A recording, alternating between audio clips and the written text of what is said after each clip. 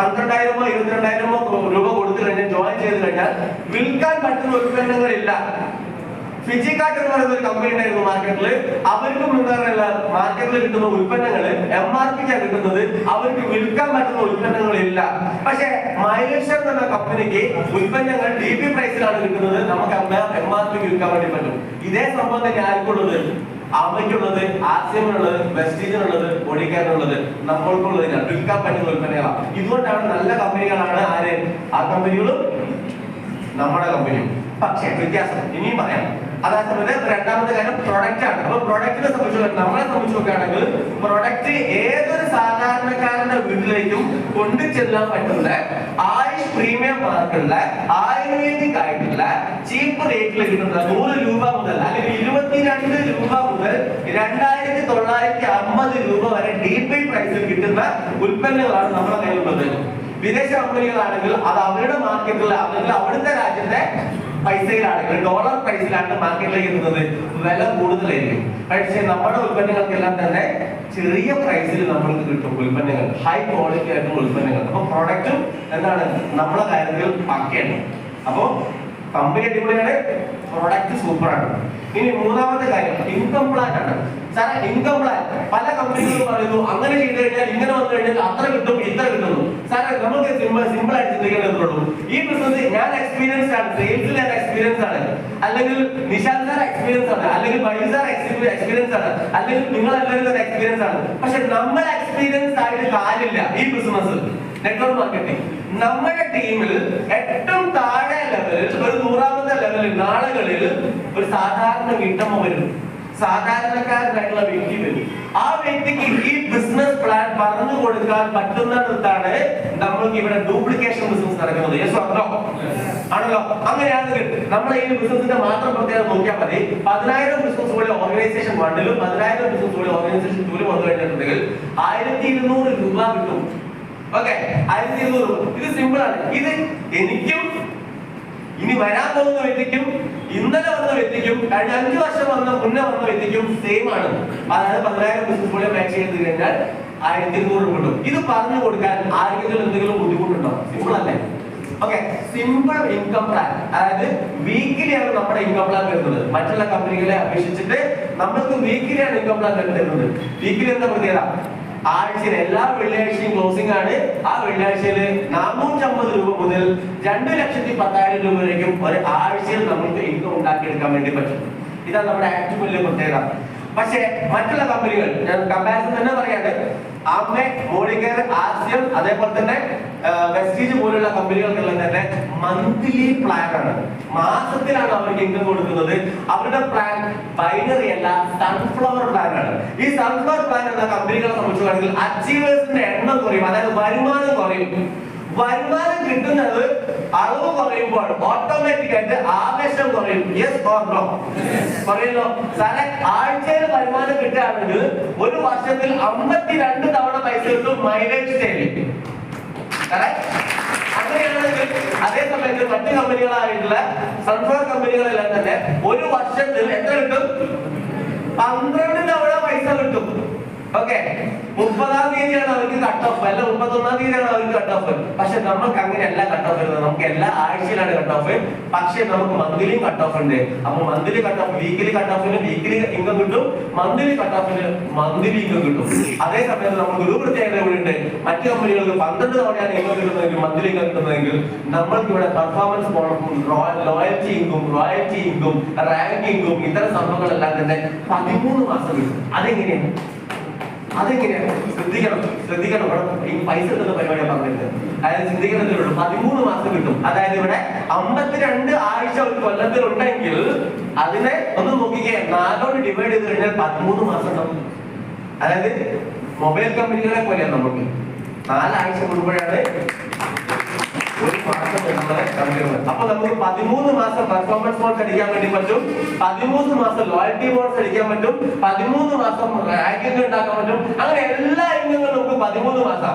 സാറേ, പൈസ വരികയാണെങ്കിൽ ആവേശം കൂടുമോ? അതാണ് നേരത്തെ നിങ്ങൾ കണ്ടത് 4ാം ക്ലാസ്സുകാരുടെ അതേപോലെ തന്നെ എഞ്ചിനീയറിംഗ് പഠിപ്പിക്കുന്ന കുട്ടികളുടെ മാസ്റ്റർമാരൊക്കെ ആവേശം നിങ്ങളിവിടെ കണ്ടത് അക്കാരണത്താലാണ്. ഈ മൂന്ന് കാര്യങ്ങളൊക്കെയല്ലോ.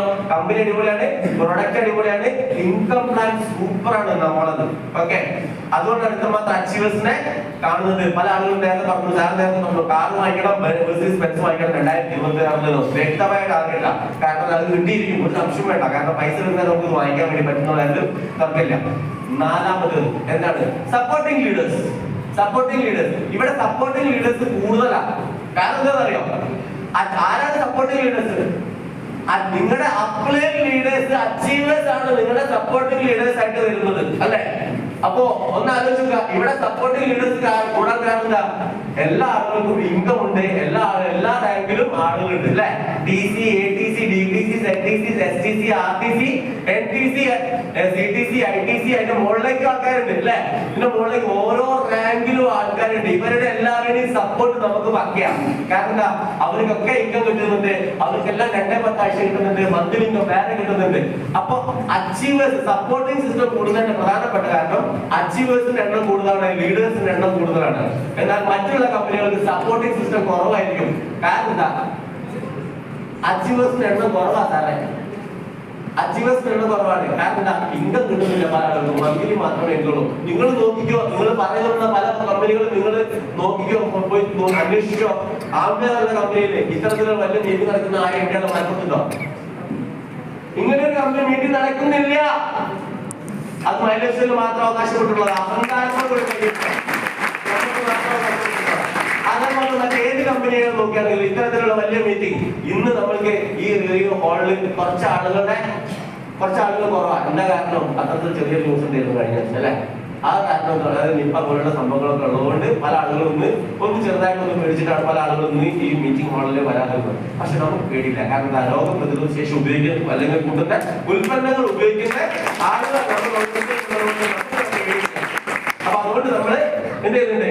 ഇതിന് മാക്സിമം ഉപയോഗപ്പെടുത്തുന്നുണ്ട്. അപ്പൊ 4 കാര്യം: കമ്പനി അടിപൊളിയാണ്, പ്രൊഡക്റ്റ് അടിപൊളിയാണ്, ഇൻകം പ്ലാൻ സൂപ്പറാണ്, സപ്പോർട്ടിംഗ് ലീഡേഴ്സും സൂപ്പറാണ്.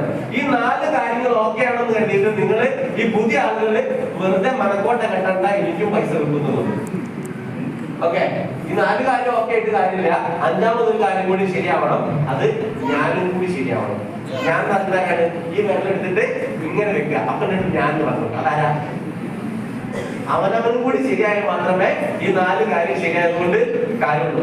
അങ്ങനെ ശരിയായതുകൊണ്ട്, അങ്ങനെ ഇത് മനസ്സിലായപ്പോഴാണ് ഈ ബിസിനസ് ഏറ്റെടുത്ത് ചെയ്യാൻ ഞാൻ തയ്യാറായത്.